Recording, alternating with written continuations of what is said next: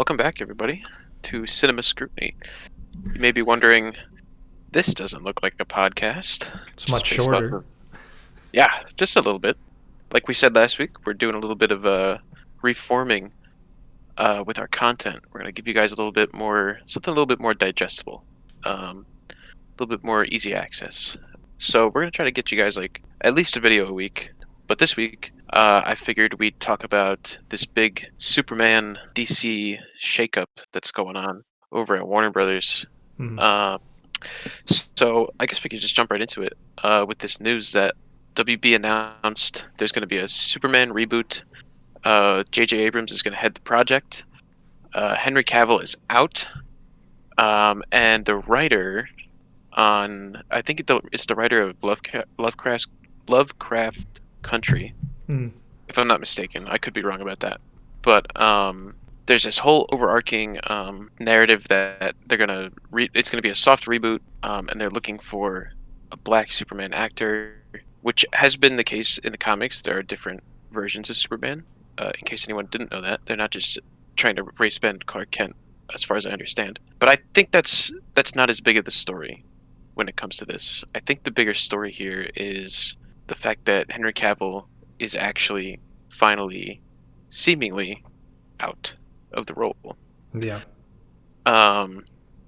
This has kind of been a long time coming.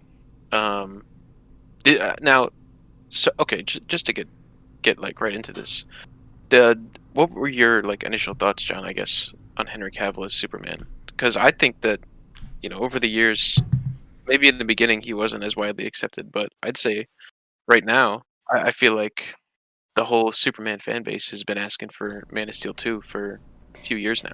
Yeah, I completely agree. I mean, I don't believe that I saw Man of Steel when it came out, but having the opportunity to catch it, just like, I rented it from probably the public library, I enjoyed it immensely. I mean, especially for me as well. My dad isn't like a big superhero person, or at least he wasn't before I introduced him to like the Marvel movies. So I Right. never saw any of the original Supermans, like Christopher Reeves or Matt, whatever his name was. I don't remember. Oh, Superman Returns. Yeah. I But can't I remember never his name. saw, WCW though. yeah, I didn't see any of that. So, like, to me, Henry Cavill's always been my Superman. Right. I don't want to say every hero has to, like, change eventually because Marvel has established that that is not the case. But in the DC universe, it's, like, very, very common, I guess, for a hero to change roles, especially, like, Batman, for instance. And I'm interested to see what they're going to do. I was looking it up while you were talking. Ta-Nehisi is not the person who did Lovecraft Country, but Oh, recently he has worked on like some pretty good Black Panther and Captain America comic book runs. oh, that's right. I forgot. He was a writer at Marvel. That Yeah, was like one of the big things. Sure. yeah, and like to me that sounds great. Like I think if we can bring some of that energy to it, then I think it has a genuine chance. I think that JJ Abrams personally for me is a little scary. I Um, think it's big scary, Yeah, honestly. because I was thinking about it the other day. We were talking about Star Trek because it had just come up again because I was just kind of like remembering the J.J. Abrams Star Trek films. Yes. And I think that J.J. Abrams is, I think there's a curse when it comes to him and the second movie that, like, and the sequel of any film series that he tries to, like, reboot and step into. But the Right. same thing you could say with Star Wars. Like, the first one, I think there's a lot of people who have a lot of different opinions, obviously, on Star Wars. For me, The Force Awakens was genuinely a really good film that took a lot of I steps agree. in the right direction, and that's JJ rebooting Star Wars. Um, I think that people don't like that movie because it asks questions, and then based on the movies after it, those questions become meaningless. You know what I mean? Like, if the questions got answered Sure. correctly, I think a lot more people would have liked The Force Awakens. But then we jump to episode 9, right? And granted, an unwinnable battle. There's no way on any planet that that movie was ever going to be good. Like there were, too many uphill things that you had to fight to fix Too that many uphill film. things and also too many mistakes made in the Yeah. decisions trying to steer in that uphill direction. But either way, number two, man's cursed. So we come to Superman, Yes. and it's the second film in the reboot of Superman, and they bring in JJ Abrams, and I just have to ask myself, like, why would you do that? Why? Yeah, You know, and granted, I think he's in a producer role for now. It's like his production company, but still, everything yes. about it is very. Uh, It's very yes, it's on edge, and I share your sentiment. I think a lot of people do. I think I think the reputation of J.J. Abrams has really grown into this mold of, and I think the Superman thing proves it in the sense that he really gets searched out for these reboots. mm, These studios really want him to reboot, and to be fair, I think he kickstarts the reboots really well. With like you said, Force Awakens, I thought it was a great start. yeah. Um, Same thing with Star Trek. It's a great start. But the problem that I think JJ seems to run into is the foundation of the franchise that he's building. The foundation is not really there. So Yeah. once you get off the ground, it's just, things have seemingly fallen apart. And granted, I think Star Wars, you could give him a little bit of leeway, considering he didn't really have any say in the direct sequel, and then they begged him to come back. And also, to be fair, you, you know, with the whole Star Wars thing, I feel like the Warner Brothers has been courting J.J. Abrams since probably since Force Awakens. This has been a rumor, and it has been widely reported on behind the scenes that they wanted J.J. Abrams for a long time, and they wanted him to direct and write um, something in the DC universe, and it was leaning towards Superman more and more and more. Mm, Um, and now it seems like they finally got him, but at this point, it's like at what cost? yeah. Um, Warner Bros. Yet again, it feels like they're they've chosen in a certain way to be on the back foot with this, because one, you're picking a creative who I'm not going to say like everyone hates him, because they don't. A lot of Mm, people like J.J. Abrams. I like J.J. Abrams for the most part. I don't really have too many problems with him. Um, but he's not widely liked across the board. He's not everybody's first choice. I'm sure people would love to see Zack Snyder come back and work on it, considering he made the first movie. Um, and not to mention, you're also dropping your star, who you said was an A-list, and then now that he's grown into an A-list, you're booting him because he seemingly has got the one up in a certain way. That's just the way it seems. You know what I yeah. mean? It's like, and I don't think, and Henry Cavill wants the role. He's sitting like he wants it. He is actively talking to fans online who also want him to be there, and he's like, yeah, I want to be there too, but you know, there's just no meeting one on one with it. Um, and I had this conversation with you and I think someone else the other day Mm, about the bridge burning with Warner Brothers and Henry Cavill kind of started back with Batman vs Superman, because that's when I guess like contract renegotiations were coming, um, and that's where it all kind of started. And Henry Cavill reportedly is apparently he's hard to work with behind the scenes, but when it comes to Mission Impossible franchise, he kind of took that over in the one movie that he was in. I'd say he was a pretty big talking point. mm-hmm. Um, Not to mention, he's literally like leads the Witcher series over on Netflix. We have heard that I believe his the most recent thing is that as soon as this news broke, there was opposite news that he was taking it directly to Marvel, and he was like, "Hey, listen, like they don't want me anymore. I'm A-list. Let's do something." Yeah, like he's free. Yeah, and like that, I don't know. that's insane. First of all, I think you have to have a lot of balls to go to Marvel and be like, "Hey, That's what's free?" bold. That is bold. But also, for what it is worth, I would say that he is pushing like the very cusp of A-list. If I not, agree. if not like just starting to be A-list. I Yes. think The Witcher, like especially coming off the success of The Witcher during COVID, there's a lot of clout there. I also think, there's rumors going wild about who the next James Bond is going to be. And he obviously, I think, is at the very top of a lot of charts for a lot of people. He was originally in contention with Daniel Craig. I believe he was into the final two with Daniel Craig. He's definitely a And great choice. yeah, so like if I were Henry Cavill, I'm feeling good. Like I feel like I got some options. You know what I mean? Like even coming off of Mission Impossible, that did so well for him personally.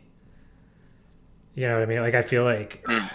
I feel like you could even ask Tom Cruise, just be like, "Hey man, I know you just can't stop. Like put me in something Yeah, else." and I agree. He's kind of fitting into that role now, but in a lot of ways, he kind of muscled his way into it. I mean, he got the Mission Impossible thing. He knocked it out of the park. Then he got The Witcher. He runs that, and it's got a massive following. Like he really pushed himself into it, which is great. I'm happy for him. I like him as an actor, Yeah, I so I'm agree. happy to see him win. But the whole thing with him running to Marvel and saying I'm free, very bold. And I would not put it past Kevin Feige to throw him something because let's be honest, Kevin Feige is a little bit petty at the end of the day, and he absolutely would love to take Henry Cavill and shove it in everybody's face like I took Superman. Yeah, yeah. I'm hearing some rumors. I heard like Captain Britain he was asking for. That'd be kind of funny, Yeah, I could honestly. see him being like Adam Warlock or like Nova if like we're still trying to find those characters somewhere in the universe. Nova would be sick, honestly. That'd be Yeah. a great pick.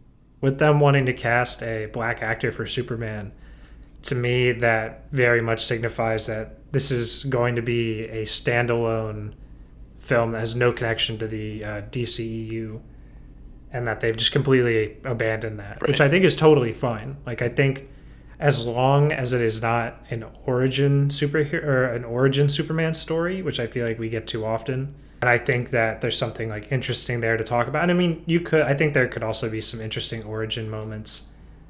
But I just don't know. I feel like it signifies to me that they're done with the universe movies and that they're going to prioritize good content that can stand on its own over the Mm, connected stuff. And Justice League Snyder Cut is just a reminder of the fact that they tried it once and that like fans still really want that. yeah. So there's my 2 cents. Yeah. Listen, I have no problem with softly rebooting, and I think realistically, I think you could have done it with Cavill. If you really tried. However, I'm totally okay with going with a different direction and taking a black Superman and putting that into the mainstream because I'm pretty sure there are like two different black Supermen in the comics from Mm-hmm. like different Earths or something like that. Um, and I wouldn't mind like an origin story from them because they're not Clark Kent, So something would be different there, and there's a different Well, story to tell, I was assuming that it is Clark and that's Kent. cool. I thought the No, only I like I don't think it will be. I'm I just don't think they'll feeling do that. like he's just black. Like that's just the you know what I mean? And they just keep doing it. You're saying it's going to No, be totally someone else. Does Clark Kent even exist? that's. I feel like if they really do it and it's not Clark Kent, then I'm gonna imagine that they're not even gonna mention Clark Kent, or it'll be like on a different world. Clark Kent doesn't exist. This is the Superman that showed up, and he's like a totally different guy. He has a different name. I can't remember. I never read the books or looked into it that much. He's relatively new in the comics, as Okay. far as I know. Um, I know in 2019, Michael B. Jordan pitched this movie to Warner Brothers, and they said, "We'll think about it." So, if anything, we might see Michael B. Jordan become Superman, which would be cool. That's Mm-hmm. fine. That could be fun. But I don't know. I'm excited for them to try something different with that, and when that comes, I'm definitely gonna see it because I'm a Superman fan at heart. He's definitely my favorite superhero. I'll be there. But at the end of the day, this story just reeks to me of I'm disappointed because Henry Cavill's gone. And my one thought, and it's not even my thought, it's a thought that I saw someone else post out online about this news. And they said, this is why Marvel keeps leaving you guys in the dust because you guys can't commit to anything. You have no idea where you're going. You drop the best parts about yourself and you just move on to something different. You can't just take the licks, pick it up, and move. Because realistically, if we're looking at Marvel, the Incredible Hulk wasn't anything special, and Thor wasn't received as well as Iron Man. Mm-hmm. Captain America wasn't even received as well as Iron Man, but they still kept going. Yeah, and then the and they made it happen. Avengers slam dunks. It slam dunked, and they made it happen. And Mm-hmm. not to mention, the whole even on top of that with DC, like part of that criticism comes from Zack Snyder being replaced halfway through production.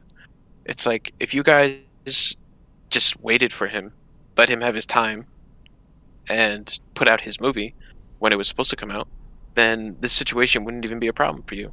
It would Mm-hmm. be out, and you could have just dropped it right there and left the whole universe the way it was if you didn't like it or if it was received poorly. Now, if the Snyder Cut comes out and it goes crazy online and people really enjoy it, what are you going to do then? Now you're really going to be stuck.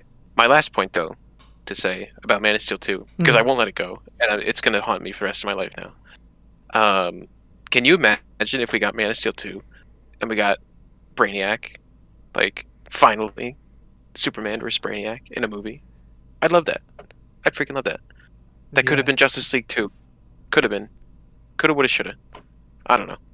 Got Andy Serkis to be Gorilla Grodd.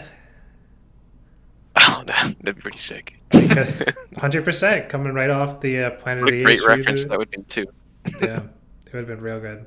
Cast him as King Kong and King Kong versus Godzilla. I will just like to say I'm going to give a little outro here. Well, if you guys have any opinions, let us know down in the comment section below. If you have a specific actor in mind for this new Black Superman that they're casting, a certain direction that you think they should go in, and where do you guys think Henry Cavill should go now that he's a free agent? Should he Bond. become Captain Britain? Should he become 007? Both of those roles, either way, he's going to be British. I think he's going to enjoy his accent and use it to its fullest ability.